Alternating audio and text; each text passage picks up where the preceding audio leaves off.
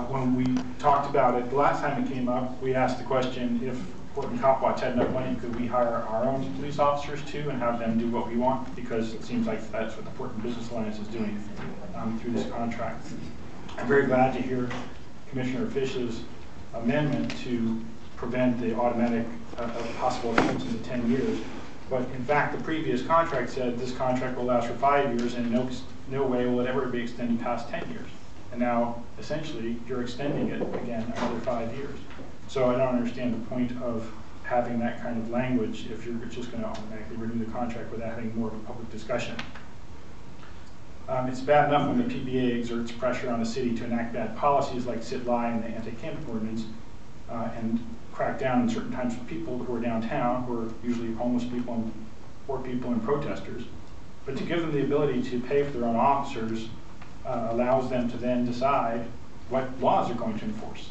And I think that part of the report back and the evaluation has to be what kinds of criminal activity and what kinds of people are being targeted by these specific officers. I think I heard Commander Day say there were 4, and I heard, I call her Assistant Chief Berg because that was her last title, say that there were 3. My reading of the contract is that there are 3 officers being paid for by this. So it sort of seems like this is a really, albeit this has existed for a while, this is part of the issue of privatizing our public employees, our public systems, things that where everybody pays into a pool of money that becomes our tax money, and then the city council decides how to spend that.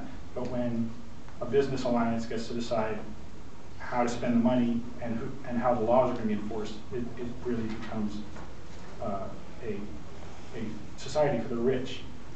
And so this is taking the public and private partnership idea a little too far. Again, it would be great to add a report back on exactly how these 3 officers who get called in by clean and safe people on a regular basis and have to respond to their radio calls unless there's some other kind of emergency, how their enforcement differs from other officers.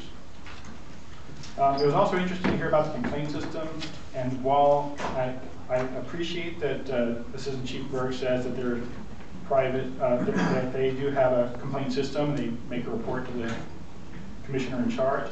My understanding is that the outcome of those complaints is actually private because the security guards, the PPI security guards, are private employees, so there's no reason to even tell the complainant what the outcome was, because I know somebody who actually filed such a complaint in the last few years, and she couldn't find out whether it was sustained or not. But we are talking about the police, and it is good that our police are covered under the IPR complaint system.